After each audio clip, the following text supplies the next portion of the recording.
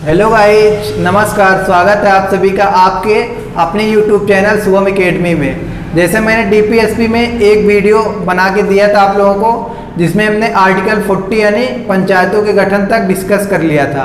उसी क्लास को आगे रखते हुए हम आज डिस्कस करने वाले हैं डीपीएसपी ही, और पॉलिटी की अपनी लगातार क्लासेस चल रही हैं, जिसमें डीपीएसपी का एक वीडियो आप लोग को दिया गया था। अगर आप लोगों ने ना देखा हो तो उसका लिंक हमने डिस्क्रिप्शन बॉक्स में दे दिया है, लिंक में क्लिक करके आप वो वीडियो जरूर देखिएगा।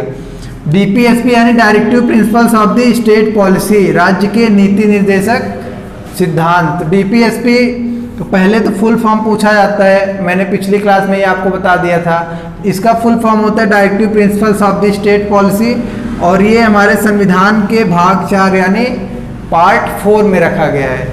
और पार्ट 4 किस से किस आर्टिकल तक है? तो ये है हमारा आर्टिकल 36 से 51। ऐसे भी क्वेश्चंस पूछ लिए जाते हैं, ऑप्शंस दे देगा पार्ट 4 किस आर्टिकल से किस आर्टिकल तक है, और आर्टिकल दे देगा 36 से 51, 12 से 35। तो ऐसे करके तो हमारा ऑप्शन 36 से 51 वाला सही हो जाएगा।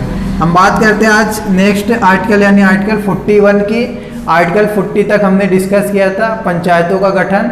73वां संविधान संशोधन किया गया 1992-93 में, जिसमें पंचायतों के गठन को जोड़ा गया था। आर्टिकल 41 बीमारी, बुढ़ापा और भिखारी।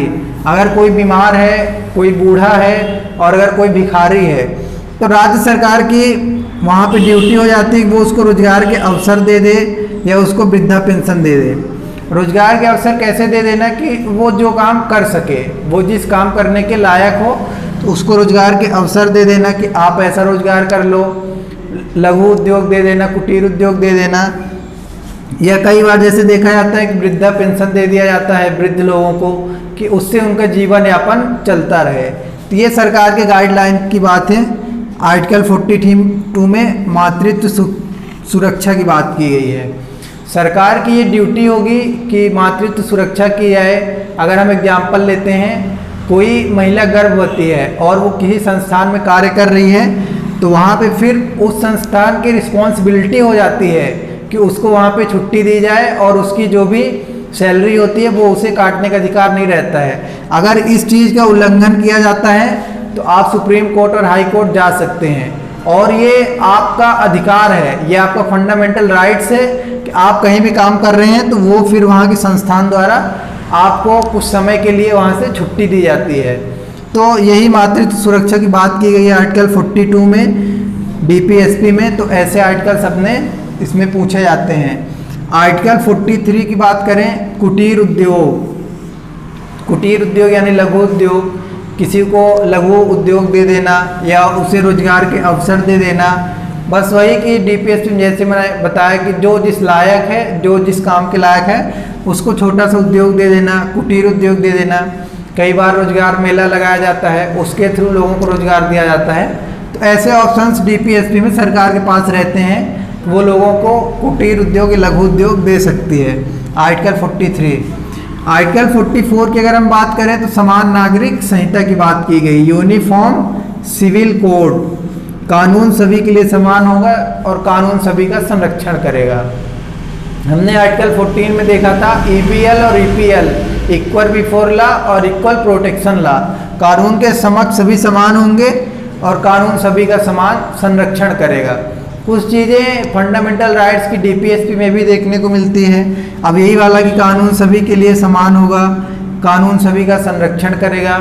आप अगर वायलेशन होता है आपके अधिकार का तो आप सुप्रीम कोर्ट हाई कोर्ट की दरवाजे खटखटा सकते हैं, सुप्रीम कोर्ट हाई कोर्ट में अपनी बात रख सकते हैं। तो ये सारे प्रोविज़न अपने कानून से रिलेटेड हैं जो देखने को मिलते हैं आर्टिकल 44 में। समान नागरिक संहिता, सभी नागरिक समान होंगे, कानून सभी के लिए समान होगा और कानून सबका संरक्षण करेगा, यानी यूनिफॉर्म सिविल कोड।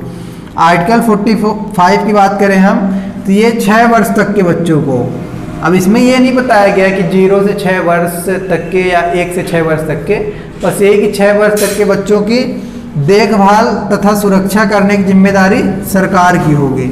जो भी बच्चे हैं 6 वर्ष तक के तो उनमें कोई वो नहीं होती है, तो उसके लिए सरकार को गाइडलाइन दी जाती है, सरकार उस पर कार्य करती है। ये सरकार की जिम्मेदारी होती है कि सरकार उनको देखभाल करे तथा सुरक्षा प्रदान करे। हम नेक्स्ट आर्टिकल्स की चर्चा करते हैं। अगर हम बात करते हैं आर्टिकल 46 की, जिसमें बताया गया है कि SC/ST के उत्थान के लिए सरकार कार्य करेगी। शेड्यूल ट्राइब और शेड्यूल कास्ट, अनुसूचित जाति और अनुसूचित जनजाति, इनके उत्थान के लिए सरकार कार्य करेगी। यानी सीधी बात कहें तो SC/ST के रिजर्वेशन की बात की गई है, जो कि DPSP में ये पार्ट रखा गया है। सरकार ST/SC के उत्थान के लिए कार्य करेगी, यानी SC/ST को रिजर्वेशन दिया जाएगा और हर क्षेत्र में इनको रिजर्वेशन की सुविधा है, जो कि DPSP में भी इसका प्रभाव देखने को मिलता है। आर्टिकल 48 की अगर हम बात करें तो ये पशुपालन और कृषि उत्थान के लिए सरकार कार्य करेगी। जैसे कोई पशुपालन करता है, कृषि कार्य करता है, तो कई बार ऐसा जैसे सुनने को मिल जाता है कि हमने अपनी खेती जो थी उसको सोसाइटी में दे दिया। तो इसका मतलब यही है कि सरकार किसानों और पशुपालन इस फील्ड में भी कार्य कर रही है, यानी कृषि के उत्थान के लिए भी सरकार कार्य कर रही है।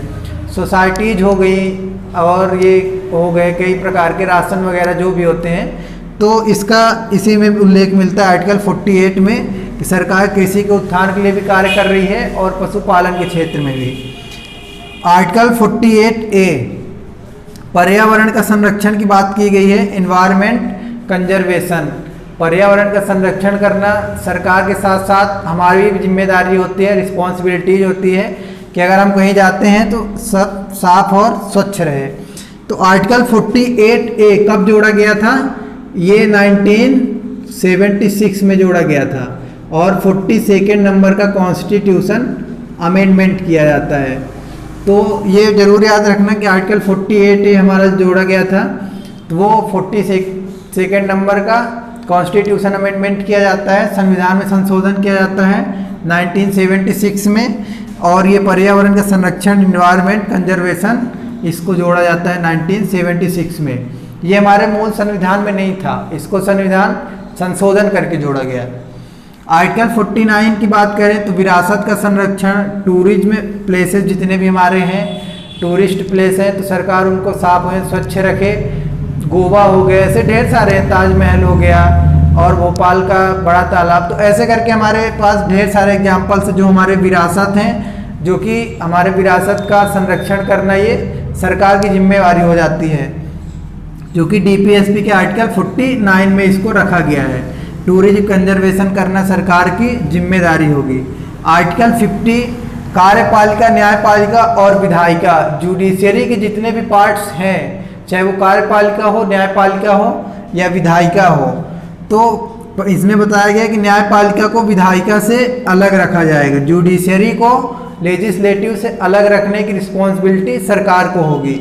इन दोनों को एक साथ जोड़ करके नहीं देखा जा सकता है। तो यहाँ पे तो तीनों का उल्लेख मिलता है, लेकिन एक इस पे ये भी पॉइंट देखने को मिलता है कि सरकार की ये जिम्मेवारी होगी कि वो न्यायपालिका को विधायिका से पृथक रखे, यानी अलग रखा जाए इसको।